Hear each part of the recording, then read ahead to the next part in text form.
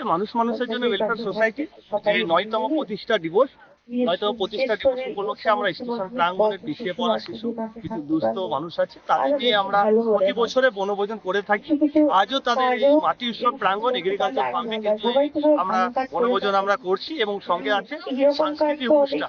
কারণ হচ্ছে সাংস্কৃতিক অনুষ্ঠানে একটু রাখবো যে আমরা শিশুদেরকে শেখাতে পেরেছি লেখাপড়া, তাই শিশুদেরকে আমরা আবৃত্তি, কবিতা, গান ইত্যাদি আমরা শিখেছি, সেইগুলো কিন্তু এখানে তুলে ধরা হলো। আবার পাশাপাশি তাদের হচ্ছে ফার্স্ট সেকেন্ড থার্ড সেই বিষয়গুলো তাদের কাছে তুলে ধরা হলো, তাদের পুরস্কারও দেওয়া হলো।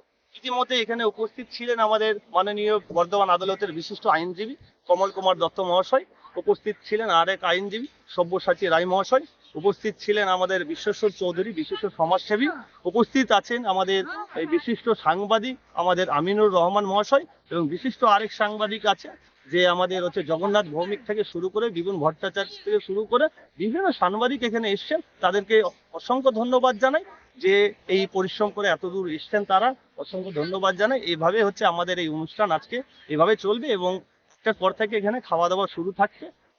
ভাত, মাংস, আলু পোস্ত, পাঁপড়, চাটনি, মিষ্টি থেকে ইত্যাদি শুরু করে সব খাওয়া দাওয়া থাকছে। কি নাম? আমার নাম শেখ পিন্টু, এই সংস্থার সভাপতি।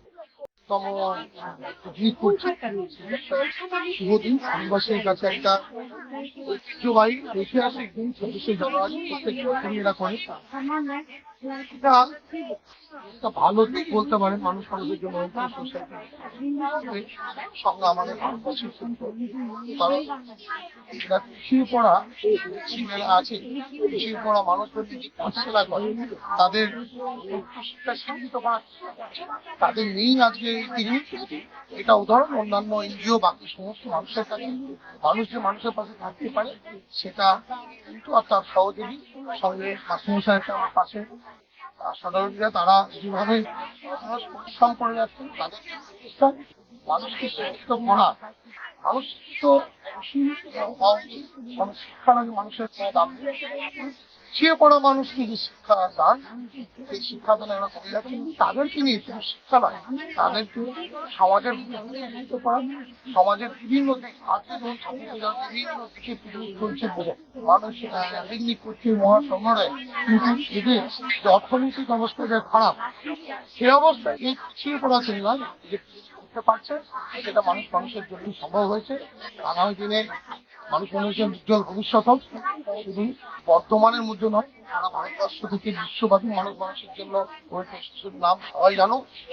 আর আগামী প্রজাতন্ত্র দিবসে আরো বড় করে পিছিয়ে পড়া শিশুর সঙ্গে আরো মানুষজন যারা পিছিয়ে পড়েছেন, যারা এই দিনটা উপভোগ করতে চান পিকনিকের মাধ্যমে, তারা এই মাধ্যমে আসুন।